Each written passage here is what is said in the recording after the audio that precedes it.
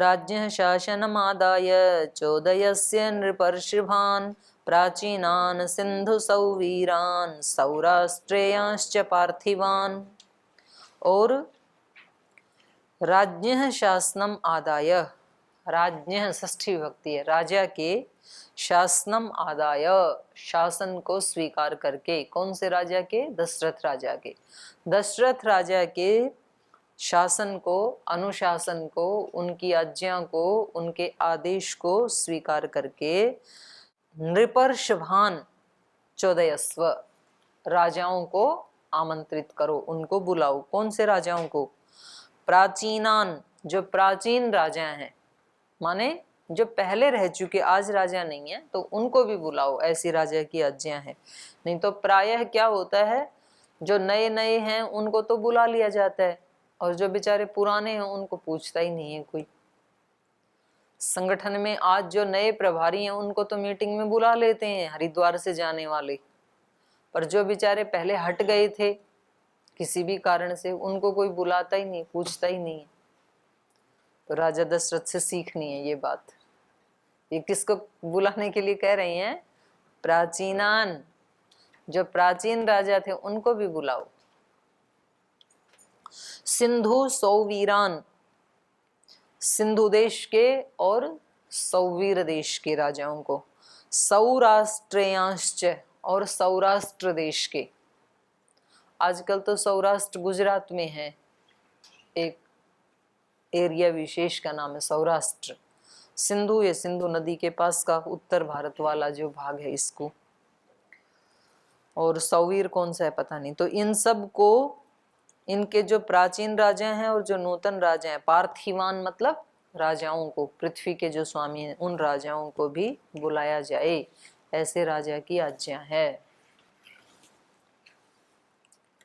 दाक्षिणात्यान्नरेन्द्राश्च समस्तानानयस्वः सन्ते स्निग्धाश्च ये चान्ये राजान पृथिवीतले तानानय यथा क्षिप्रं सानुगान् सह बान्धवान् एतान् दूतैर्महाभागैरानयस्व नृपाज्ञया वसिष्ठवाक्यं तच्छ्रुत्वा सुमन्त्रस्त्वरितं तदा व्यादिशत्पुरुषांस्तत्र राजाम् आनयने शुभान् स्वयमेव हि धर्मात्मा प्रयातो मुनिशासनात् सुमन्त्रस्त्वरितं भूत्वा समानेतुं महामतिः ते च कर्मान्तिका सर्वे वसिष्ठाय महर्षये सर्वं निवेदयन्ति स्म यज्ञे यदुपकल्पितं ततः प्रीतो द्विजश्रेष्ठस्तान् सर्वान् मुनिरब्रवीत् अवज्ञया न दातव्यं कस्यचिल्लीलया अपि वा अवज्ञया कृतं हन्यात् दातारं नात्र संशयः।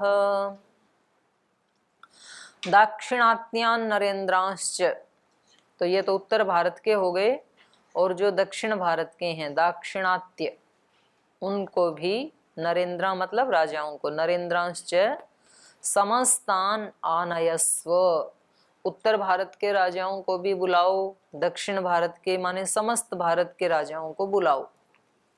संति स्निग्धाश्च, ये जो स्निग्ध हैं हमारे प्रति, अर्थात हमारे प्रति जो प्रीति रखने वाले हैं, स्नेह रखने वाले हैं, उन सबको बुलाओ। अन्य राजा न पृथ्वी तले, और अपने भारत के अतिरिक्त पृथ्वी पे जितने राजा हैं जो धार्मिक हैं और अपने प्रति प्रीति रखने वाले हैं, उन सबको भी बुलाया जाए। वसुधैव कुटुंबकम, अपना ही कुटुंब है। तान आनय यथा क्षिप्रम, तो उनको जितना जल्दी हो लाया जाए। सानुगान सह बांधवान, अनुगामियों सहित, अनुगान माने उनका अनुगमन करने वाले, अर्थात उनके पीएस आदि हैं तो वो भी उनके साथ आए, तो उनके अनुचरों के साथ, और सह बांधवान, कोई अपने परिवार को लाना चाहे, भाई बंधु को लाना चाहे तो उसको भी साथ ला सकते हैं। तो यहाँ कार्ड के ऊपर कोई ये नहीं है कि भाई एक कार्ड पे एक कोई आना है, तो जो जो भी धार्मिक हैं, जिनकी भी यज्ञ में रुचि है, वो सब आ सकते हैं। भाई बंधुओं सहित भी आ सकते हैं, अपने अनुचरों सहित भी आ सकते हैं, उन सबको बुलाया जाए। एतान दूतैर महाभागई आनयस्व नृपाज्ञया। नृपाज्ञया महाराजा दशरथ की आज्ञा से, ऐसी आज्ञा है महाराजा दशरथ की कि एतान इन सब राजाओं को, दूतैर महाभागई ही, जो महान दूत हैं उनके माध्यम से, तृतीय विभक्ति है, उनको दूत लेकर के आएंगे, और जो विशेष हैं उनको स्वयं सुमंत्र जी लेने के लिए जाएंगे। तो बाकी को दूत के माध्यम से, तो उस समय में दूत संदेशवाहक होते थे, आजकल तो टेलीफोन कर देते हैं, व्हाट्सएप कर देते हैं, उससे पहले कार्ड बना के भेज दिया करते थे, अभी कार्ड का भी छूट गया है। तो ये अलग अलग समय में व्यवस्थाएं बदलती रहती हैं मीडिया की। उससे पहले कबूतर को ही दे देते थे, उसके पैर में संदेशा बांध देते थे, एक राजा के यहाँ दूसरे राजा के वहाँ वो पहुंच जाता था। और कुछ तोते भी भेजते थे, माने पक्षियों को भी संदेशवाहक बना के भेजा जाता था। तो उनको प्रशिक्षित करते होंगे, जैसे आजकल कुत्तों को प्रशिक्षण दिया जाता है, पुलिस में रखे जाते हैं ना सिक्योरिटी के लिए। तो कोई बड़ा वीआईपी आना होता है तो वो कुत्ते जाके चेक करते हैं कि कहीं कोई बम तो नहीं रखा है। मनुष्य को नहीं पकड़ में आता है, उसको पकड़ में आता है, क्योंकि उसको वैसा प्रशिक्षण दिया है। तो उसके पास, उसको ग्रहण शक्ति जो है उसकी स्पेशल होती है, मनुष्य से भी ज्यादा सूंघ लेता है, बता देता है। तो इन सब राजाओं को दूतई महाभागई आनयस्व नृपाज्ञया, राजा की आज्ञा से सब दूतों के द्वारा इन सब राजाओं को बंधु बांधवों सहित बुलाया जाए। वसिष्ठ वाक्यम तच्छ्रुत्वा सुमंत्रः त्वरितं तदा व्यादिशत् पुरुषांस्तत्र राज्यम् आनयने शुभान्। तत् वशिष्ठ वाक्यम श्रुत्वा, तो महर्षि वशिष्ठ के इन वाक्यों को सुन करके, इस आदेश को सुन करके, तदा त्वरितम सुमंत्रः, अति शीघ्र सुमंत्र ने, पुरुषान व्यादिशत, जो अपने राजपुरुष थे उनको आदेश दिया, उनको ये निमंत्रण के लिए बुलाया। राज्याम आनयने शुभान, शुभान राज्याम आनयने, जो हमारे यज्ञ के लिए शुभ हैं, जो धार्मिक हैं, उन सब राजाओं को बुला लाने के लिए अपने राजपुरुषों को आर्य सुमंत्र ने तुरंत आदेश दिया। तो त्वरितम ऐसे कहा इन्होंने। तो जैसे ही कोई बड़ा आदेश देता है तो फिर उसका आज्ञा का पालन कैसे करना चाहिए? तुरंत करना चाहिए। ऐसे नहीं ठीक है जी अभी तो कल ही तो बोला था आपने कि याद करना है, तो अभी तो थोड़ा सोचेंगे, थोड़ा विचारेंगे, फिर याद करना शुरू करेंगे ना। ये तो रामायण तो ऐसे कह रही है कि जब अपने बड़े आदेश देते हैं तो तुरंत फिर उसको मानना चाहिए, तुरंत ठीक कर लेना चाहिए अपने आप को। जो समझदार व्यक्ति हैं, आदेश केवल राजाओं को बुलाने का ही थोड़ी दिया जाएगा। आप याद नहीं कर रहे हैं और स्वामी जी आके बताएं कि भाई अपना याद करना शुरू कर लो, तो फिर अगले ही दिन से याद करना शुरू हो जाना चाहिए।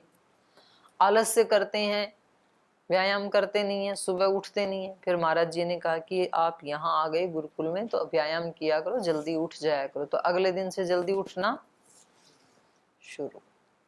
तो ये पहचान होती है।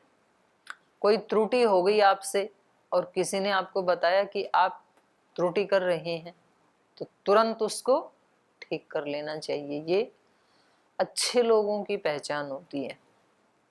तो यहाँ आर्य सुमंत ने क्या किया? त्वरितम, तुरंत, जैसे ही महर्षि वशिष्ठ ने उनको आदेश दिया तो तुरंत ही लोगों को बुला करके, राजपुरुषों को बुला करके इस आज्ञा में उनको लगा दिया। स्वयमेव ही धर्मात्मा प्रयातो मुनि शासनात्, और केवल उनको नहीं लगाया बल्कि स्वयं भी मुनि शासनात्, मुनि के अनुशासन से। मुनि मतलब वशिष्ठ मुनि। तो कहीं इनको महर्षि कहा जा रहा है, कहीं मुनि कहा जा रहा है। मुनि उसको कहते हैं जो मन से मौनी होता है, मौनी मुनि। वाणी से जो नहीं बोलता है उसको मुनि नहीं कहा, वैदिक साहित्य में।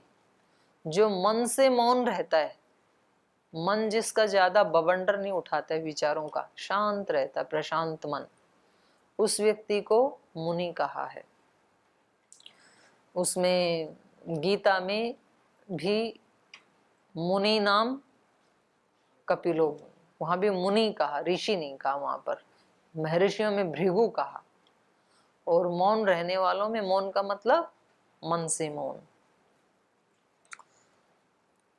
तो ये स्वयं भी मुनि शासनात् महर्षि वशिष्ठ के अनुशासन से स्वयमेव प्रयातः, वो स्वयं भी उन्होंने प्रयाण किया, वो चल पड़े। सुमंत्र त्वरितो भूत्वा समाने तो महाम, वो भी स्वयं भी तैयार हो गई जाने के लिए। महामति ही समाने तुम, महान है मति जिनकी, ऐसे विद्वान धार्मिक राजाओं को लिवा लाने के लिए स्वयं भी चल पड़े, और जहां अपने व्यक्तियों को भेजना था उनको भी तैयार कर दिया। तीच कर्मांतिका सर्वे वसिष्ठाय महर्षये सर्वं निवेदयन्ते स्म यज्ञे यद उपकल्पितम। तो यहाँ इस श्लोक में उनके लिए महर्षि शब्द आया, ऊपर वाले में मुनि शब्द आया। तेज सर्वे कर्मांतिका, तो वो सभी जो कार्य को करने वाले हैं, और कार्य को कितनी देर करने वाले हैं, अंत तक, तो इसलिए उनको कहा कर्मांतिका। तो वो कार्य को अंत तक पूरा करने वाले जो कार्य करता थे, वो सभी सर्वे वसिष्ठाय महर्षये निवेदयन्ति स्म, वो सभी महर्षि वशिष्ठ के लिए निवेदन कर रहे हैं। सर्वम निवेदयन्ति स्म यज्ञ यद उपकल्पितम, यज्ञ में जो कुछ भी उन्होंने लगाया था कार्यकर्ताओं को, इससे पहले यज्ञशाला आदि बनाने वाले कार्यकर्ताओं को भी लगाया था ना, तो वो सब प्रतिदिन क्या करते थे, सर्वम निवेदयन्ति स्म, रिपोर्टिंग करते थे। हाँ, ऐसे नहीं कि ठीक है जी अब आपने बता दिया तो अब 10 दिन के बाद आपसे बात करेंगे। तो ये व्यवस्था भी हमें रामायण से सीखने की है।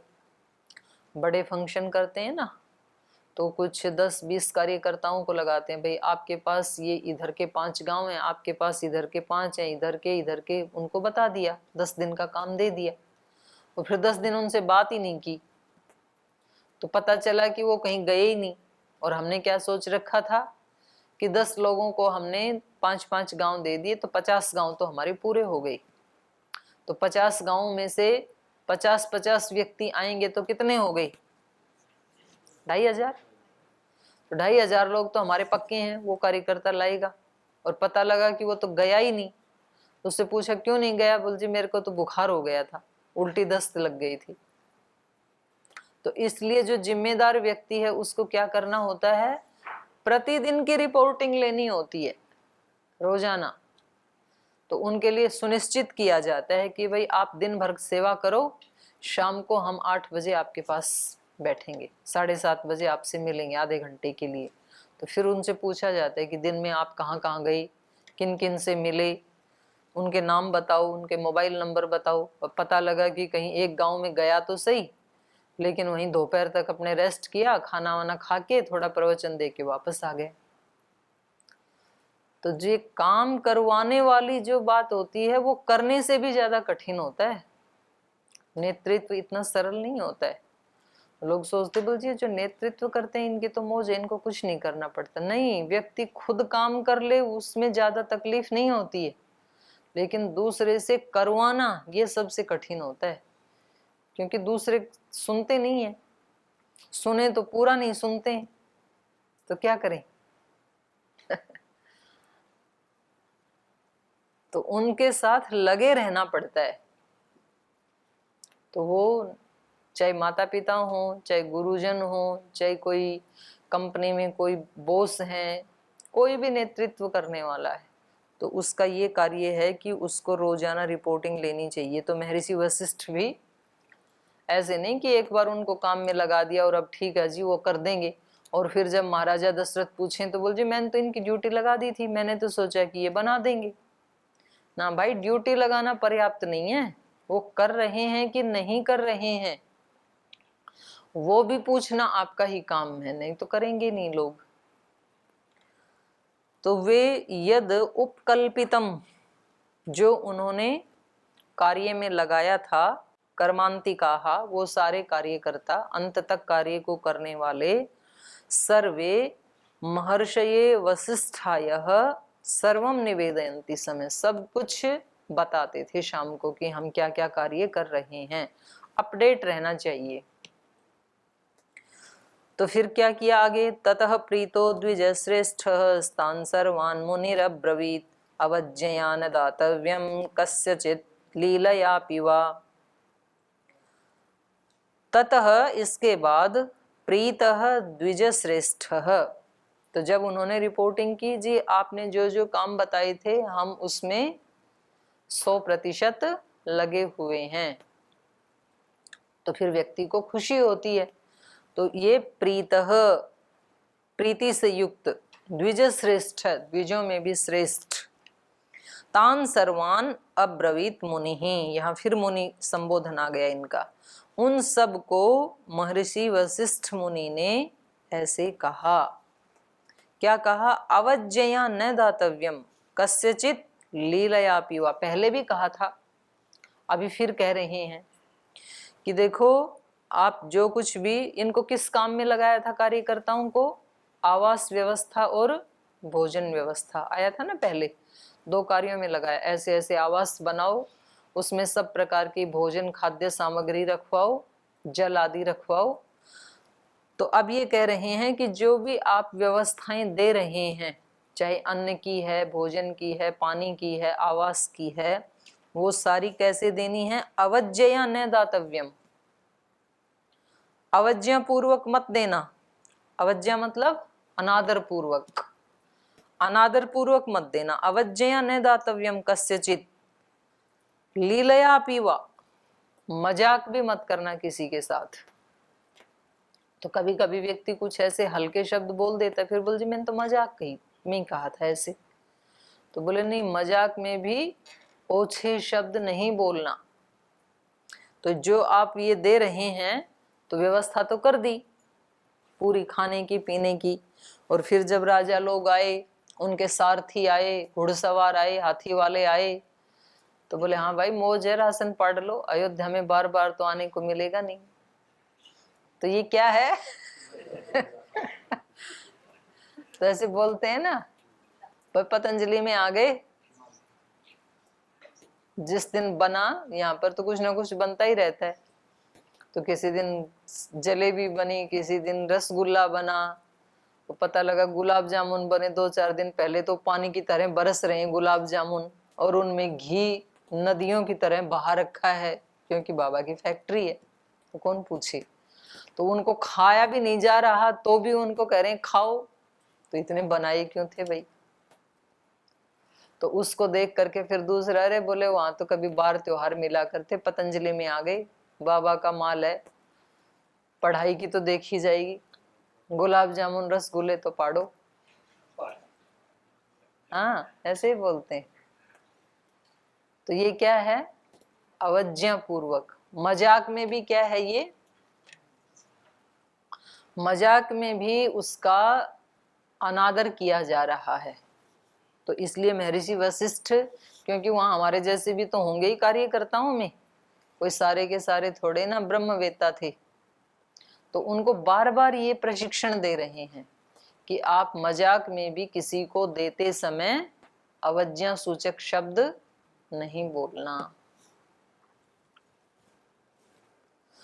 अवज्ञया न दातव्यम कस्यचित् लीलया पीवा, मजाक में भी नहीं, और अनादर पूर्वक भी किसी को नहीं देना, आदर पूर्वक देना और सभ्यता पूर्वक देना, शालीनता पूर्वक देना। तो एक एक चीज की ट्रेनिंग करवानी पड़ती है, अगर नहीं करवाई ना तो फिर लोग बोल देते हैं, बोल जी उनके वहाँ सब कुछ अच्छा है उनके संस्थान में, लेकिन व्यवहार अच्छा नहीं है। कहीं रिसेप्शन के ऊपर जाते हैं, वहाँ जो लोग खड़े हैं बोले ऐसा घुमा देते हैं हैं। हमारे यहाँ भी ना पहले बहुत शिकायत करते थे लोग, अभी भी कुछ चीजें तो ठीक हुई हैं, कुछ तो अभी भी ठीक करने की जरूरत है। नहीं तो शुरू शुरू में तो जब 9-10 में जो नए नए लोग लगे थे तो महाराज जी इतने व्यस्त रहते थे, तो जिसकी जहाँ ड्यूटी लगाई, बोल जी इतनी मुसीबत होती है जब पतंजलि में जाते हैं तो भारत स्वाभिमान ऑफिस में जाएं तो बोलते हैं फेज 1 में जाओ। कोई बेचारा दान दे रहा है, 1 लाख रुपए दे रहा है, 2 लाख रुपए दे रहा है, तो उसको फॉर्म भरना है, जमा करवाना है, वहां से उसको रसीद लेनी है। तो बोले जी फेज 1 जाते हैं तो बोलते हैं वहां मिलो, वहां जाते हैं तो बोले वहां मिलो, बोले आधा दिन तो हमारा चक्कर ही लगवा दिया। तो ऐसे तो सरकारी दफ्तर में भी नहीं होता, ऐसे लोग बोलते हैं। फिर महाराज जी ने थोड़ा सबको समझा करके चीज़ों को थोड़ा ठीक किया। भाई कोई इतनी दूर से आते हैं तो उनको रिस्पॉन्स तो ठीक ही देना चाहिए, नहीं तो उसी बिल्डिंग में ऊपर नीचे घुमाते रहेंगे, बोले ऊपर जाओ, फिर ऊपर वाले कहेंगे नीचे जाओ, उसको पता ही नहीं चलता है। अच्छा नए व्यक्ति को तो फेज 1 में चला जाए तो उसमें से निकलना किधर से वही पता नहीं लगेगा, क्योंकि सारे रास्ते एक ही जैसे दिखते हैं चारों तरफ, तो वो वैसे ही घूम जाएगा।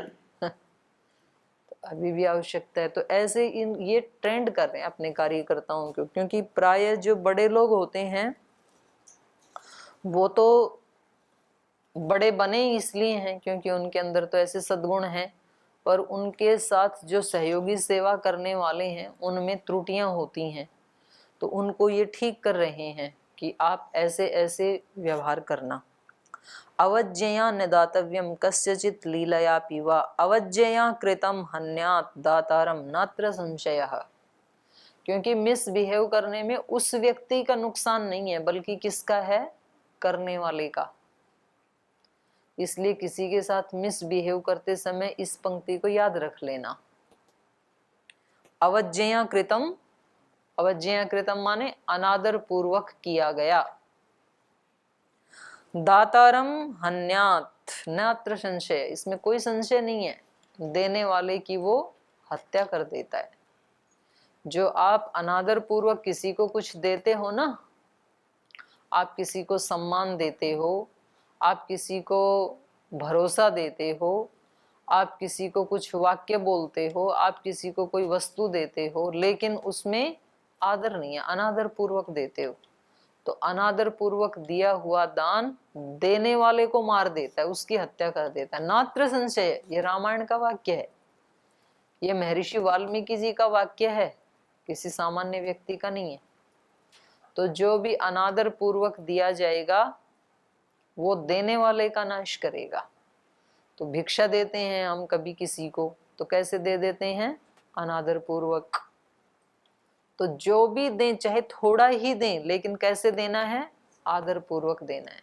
घरों में भी ऐसे करते हैं, जब साधु सन्यासी अपने घर में आते हैं तो उनको कुछ दान दक्षिणा दी जाती है, या घर में कभी बहन बेटियां आती हैं तो ऐसी भारत में परंपरा है कि उनको कुछ वस्त्र दिए जाते हैं, कुछ पैसे, कुछ मिठाई, कुछ तो दिया ही जाता है, खाली हाथ नहीं भेजते। दिया तो खूब, लेकिन दिया कैसे, अनादर पूर्वक, कि ले जाओ, झगड़े पूर्वक। मांगने वाले को भी झगड़ा पूर्वक नहीं मांगना चाहिए। ऐसे भी होता है कहीं कहीं बहन बेटियां आकर के झगड़ा करती हैं, इतने पैसे दो, इतने कपड़े लाके दो, इतना दहेज दो, ये भी गलत है, हैं? इतने तीड़ दो। तीड़ मतलब ड्रेस, साड़ियां। तो दे तो देते हैं लेकिन देने वाले का जी दुखी होता है। तो इसकी कहानी कल बताई थी, दिया ना पार्वती माता ने लंका, लेकिन प्रीति पूर्वक नहीं दिया। और लेने वाले को भी, उसको भी कैसे लेना चाहिए, श्रद्धा पूर्वक ही लेना चाहिए।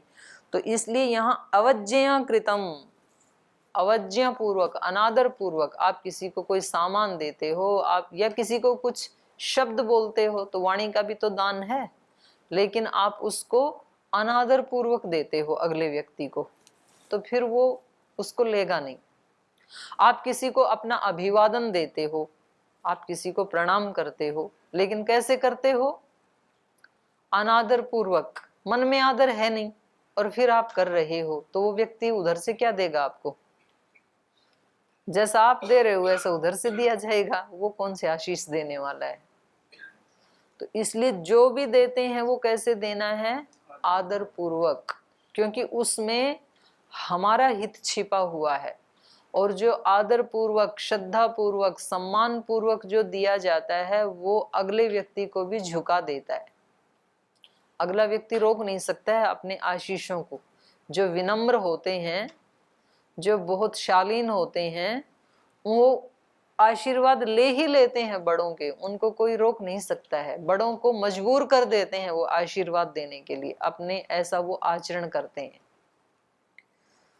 तो देखो कितनी बारीक बारीक व्यवहार हमें रामायण सिखा रही है। इसलिए तो रामायण महान ग्रंथ है, क्योंकि यहाँ पर केवल बड़ी बड़ी मोक्ष की ही बातें नहीं बताई जा रही हैं, छोटे छोटे व्यवहार सिखाए जा रहे हैं। अतिथियों के साथ कैसे व्यवहार करना है, कैसे बुलाना है, राजा के साथ कैसे व्यवहार करना है, गुरुजनों के साथ कैसे व्यवहार करना है, काम करने वाले कार्यकर्ताओं के साथ कैसे करना है।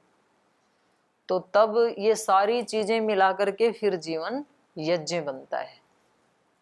तो इस प्रकार से जीवन को यज्ञीय बनाने के लिए महर्षि वशिष्ठ जैसे जो ब्रह्मवेता और आत्मवेता ऋषि हैं वो हमें प्रशिक्षण दे रहे हैं। तो शेष जो सर्ग बचा है इसको कल पूरा कर देंगे। त्रयोदश सर्ग कल पूरा हो जाएगा। आज यहीं विराम लेते हैं।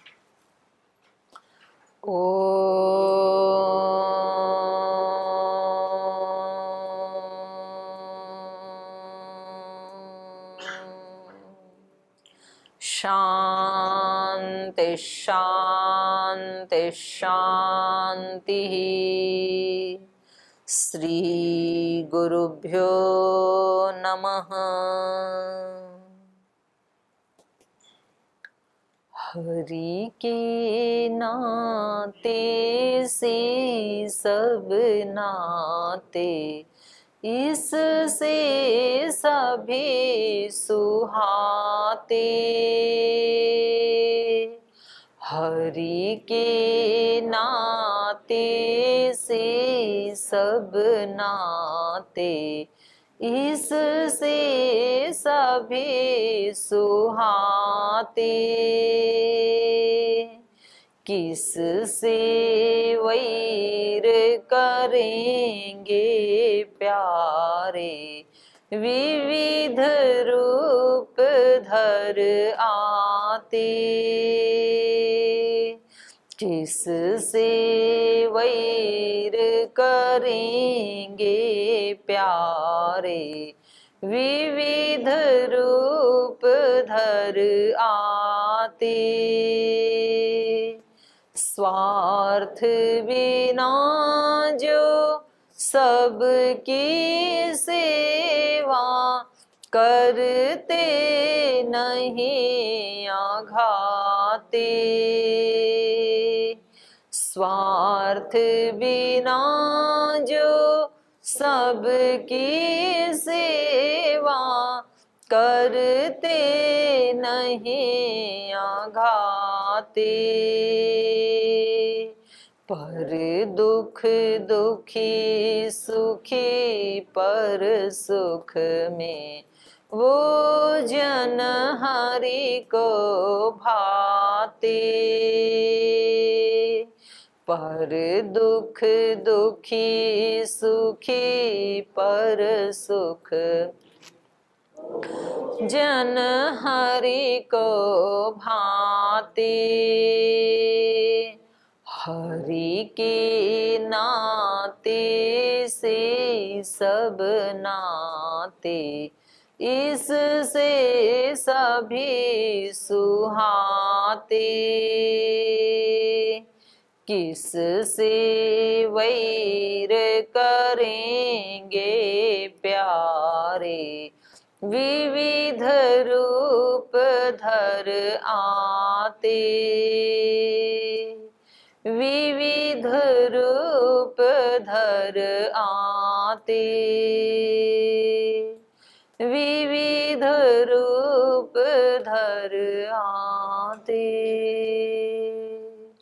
ओ श्री गुरुभ्यो नमः।